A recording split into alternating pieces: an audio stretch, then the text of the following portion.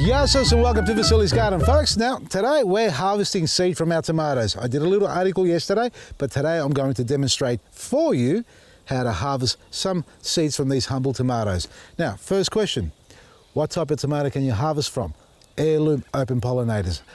And do they have to be green or red? Yes, they have to be completely red, not green, they have to be fully ripened.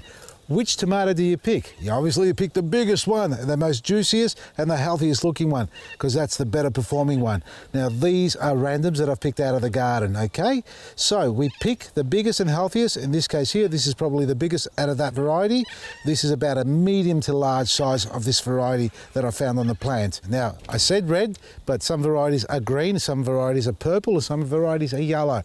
It has to be ripe on the plant, and you'll be able to tell the difference between a ripe and unripe tomato, that is. Now, where do we cut the tomato? Do we cut it this way? No. Do we cut it this way? No. Do we cut it this way? No. We actually cut it down the center.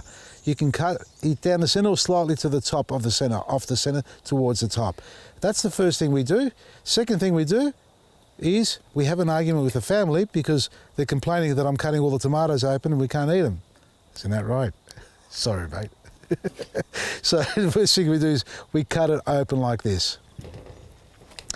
Now the thing about seeds is this actually needed to be ripened a little bit more, but nevertheless the demonstration, this is what it's for. The thing about seeds is the good seeds will sink to the bottom and the bad seeds will float to the top. Do you know what I'm talking about? Well, I'm talking about testing the viability of the seed, because there are hundreds of seeds in this, sometimes 1,000, sometimes only a few. But we need to check the viability to see if they're full inside or hollow. Some seeds don't mature to the capacity, making them viable for the following season. And the only way you're going to check that out is by inserting them in some water or submerging them in some water. So what we do, now this is slightly unripe, okay folks? I didn't pick the ripest because I haven't got many ripe ones. These are the big malakas, by the way, at back there. You can see they're all green still. This one was grown down the back, a self-germinated one. It looks like a beefsteak. But nevertheless, what we do is we squeeze and see how it pops out, the pulp. Squeeze, and if it's a little bit mushy, it'll just ooze out. And we get that to fall into a little strainer or colander or whatever you call these little things here.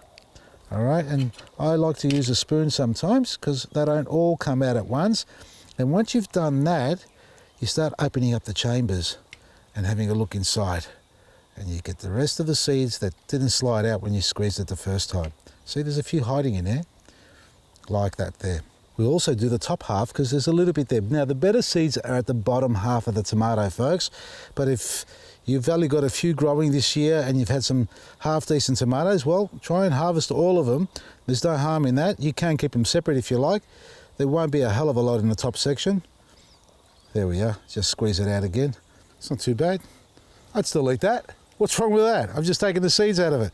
All we're going to do is slice that up and put it in a salad there with a bit of onion, cucumber, a little bit of feta cheese and oregano. Now we just got to run it through under some running water. And just using the back of my hand, all I'm doing is just gently rubbing the seeds to get rid of the excess pulp on there. See that? That's all it is. Done. Now we're going to do the testing here, the viability test. I'm going to pop this into some water.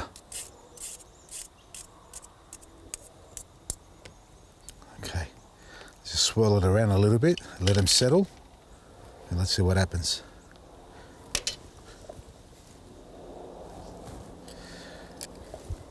Yep.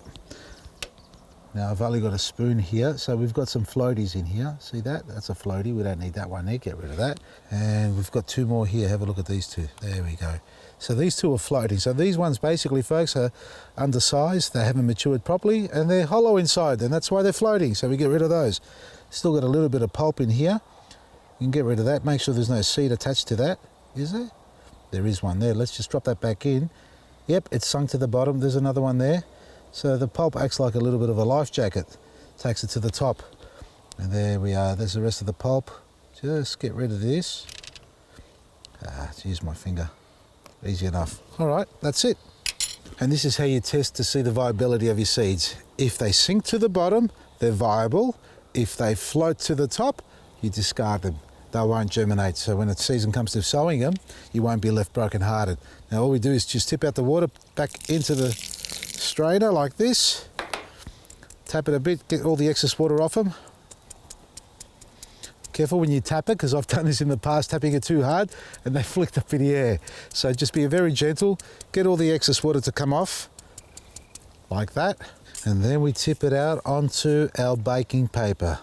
Now, most people like to use paper towels, and that's fine. There's nothing wrong with that, but what happens with the paper towel, folks, is the seed actually sticks to the paper towel. So if you're going to be using the paper towel and you've never done it before, because I know most who do, actually create a little grid. And what they do is separate every little seed so the seeds aren't contacting each other. And what happens in the season, you basically cut up the paper towel and plant the seed with a little bit of paper towel attached to it. That decomposes, it becomes part of the medium of growing for the seed itself.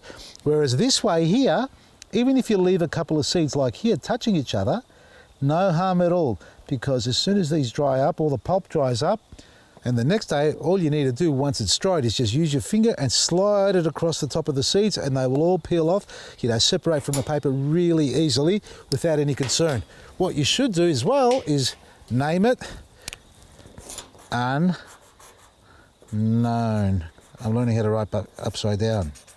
Oh, this is going to be bad now.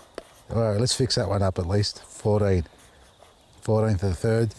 23. There you go, folks. Well, that's the tomato that I harvested today. Let's have a quick look at this little one and see what this looks like inside. Now, there wasn't many seeds in there. You'd be lucky if there were 40 or 50 seeds. Look at this little beauty, eh? So, folks, just because they're big tomatoes doesn't mean you're going to get a lot of seeds. Look at this little one. Chock-a-block full of tomato seeds, folks.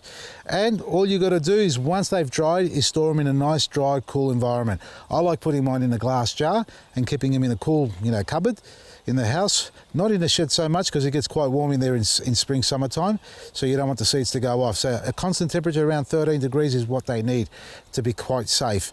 Store your seeds, harvest your seeds, because that's the best way to grow your veggies. If you haven't got any veggies growing of your own, like heirloom varieties, start buying seeds that are heirloom. We've got plenty on our website, and in fact our big Malacca seeds are available at this very moment to purchase on our website. So collect them, and then you can start harvesting your seeds from those, because they're open pollinators, and start growing your own collection. And year by year, they'll perform better and better for you in your garden. Check out our website, vasilisgarden.com, for the big Malacca tomato seeds. They're available. There's limited supply of those. So get in there first before you miss out. And also, go to your local garden centre and support the brand and support your independent garden centres, because we're getting our products out to lots of stores. We've got Garden World, Van Loon's going, Oakley Produce, Ascot Vale Garden Centre, Hillsville Garden Centre. We're talking to Diaco's, so check them out shortly, because they are carrying the range there at the moment. Not all stores. Mornington, I know there's so many of you down there who are screaming for it.